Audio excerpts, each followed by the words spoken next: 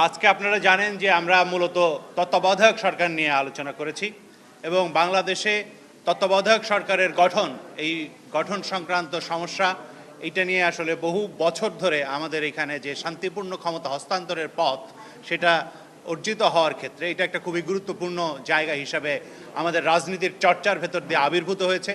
তত্ত্বাবধায়ক সরকার বাংলাদেশের জনগণের ভেতর থেকে উঠে আসা একটা ব্যবস্থা হিসাবে এটা বাংলাদেশের রাজনীতিতে একটা মোটামুটিভাবে সাংবিধানিক ব্যবস্থা এবং ক্ষমতা হস্তান্তরকালের ব্যবস্থা হিসাবে আমরা সকলে মিলে গ্রহণ করেছি।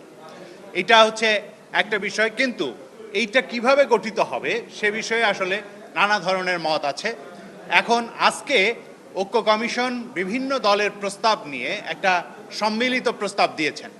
সেই সম্মিলিত প্রস্তাবের বিষয়ে বেশ কিছু অবজারভেশন আছে বিভিন্ন দলের, সেগুলোকেও তারা ইনকর্পোরেট করে সামনে আর একটা প্রস্তাব দেবেন। এখানে আমাদের দিক থেকে আমরা যেই কথাগুলো আগে বলেছি এবং এখনো বলেছি সেগুলো হচ্ছে যে এখানে প্রথমত এখানে কারা নাম প্রস্তাব করবেন, সেক্ষেত্রে আমাদের প্রস্তাব হচ্ছে সংসদে প্রতিনিধিত্বশীল কিংবা 1% অন্তত ভোট আছে এরকম দলসমূহ ওইখানে নাম প্রস্তাব করবেন এবং যে কমিটি হবে সেই কমিটির ভেতর দিয়ে আসলে এই নামগুলো বিবেচিত হবে।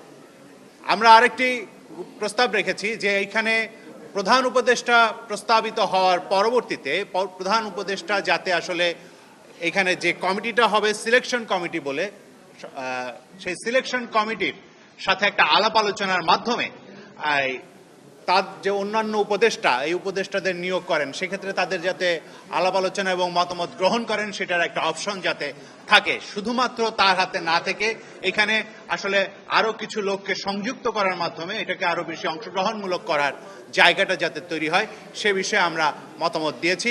এটা কোনো বাধ্যবাধকতা নয়, কিন্তু এটা একটা পরামর্শমূলক তাদের যে অবস্থান সেটা যাতে তারা রাখতে পারেন সেটা যাতে তৈরি হয়, এটা হচ্ছে আমাদের দিক থেকে প্রস্তাব। একটা বিষয় নিয়ে তর্ক এখনো চলছে, এটা একটু উল্লেখ করা দরকার। সেটা হচ্ছে যে মানে এক তো হচ্ছে যে বাছাই কমিটির সদস্য কারা হবে। এটা মোটামুটি ভাবে এখন পর্যন্ত যে অবস্থা দাঁড়িয়েছে যে সরকারি দল, প্রধান বিরোধী দল এবং তৃতীয় বৃহত্তম দল তাদের নিয়ে মূলত তাদের প্রতিনিধিদের নিয়েই বাছাই কমিটিটা হবে। অনেকের প্রস্তাব আছে যে সংসদে প্রতিনিধিত্বকারী সকল দলের প্রতিনিধিদের নিয়ে রাখা। সেই ক্ষেত্রে ভিন্নমত যেহেতু আছে, আমরা বলেছি যে আমাদের দিক থেকে যে বাছাই কমিটি যদি এই তিন দলের মধ্যেই অর্থাৎ সরকারি দল, প্রধান বিরোধী দল এবং তৃতীয় বৃহত্তম দলের মধ্যেই রাখা হয়, কিন্তু নাম প্রস্তাবের ক্ষেত্রে প্রধান উপদেষ্টার নাম প্রস্তাবের ক্ষেত্রে সংসদে প্রতিনিধিত্বশীল সকল দলই যাতে নাম প্রস্তাব করতে পারে সেই ব্যবস্থা রাখতে হবে। এবং শুধু সংসদে প্রতিনিধিত্বকারী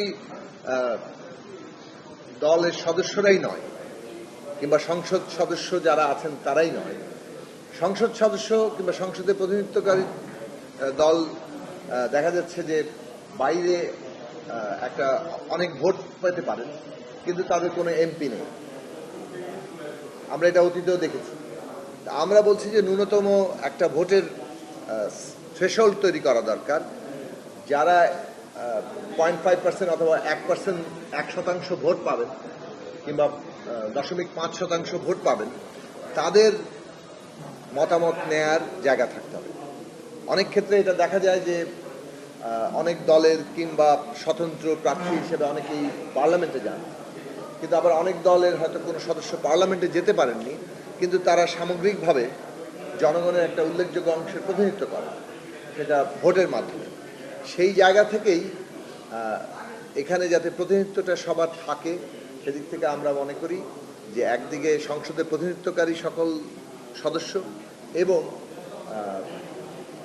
একটা নির্দিষ্ট ন্যূনতম শতাংশে ভোট যারা পাবেন সেটা 0.5 থেকে 1%, এই ভোট প্রাপ্তরা তারা নাম প্রস্তাব করতে পারবেন, যাদের নাম আসলে ওই বাছাই এবং তারপরে র্যাঙ্ক চয়েস এবং ইত্যাদি পদ্ধতির মধ্য দিয়ে শেষ পর্যন্ত গৃহীত হবে। তো সেইটা অধিকতর গণতান্ত্রিক হয়, সেই জায়গাটা আমরা আমাদের অবস্থান নিয়েছি।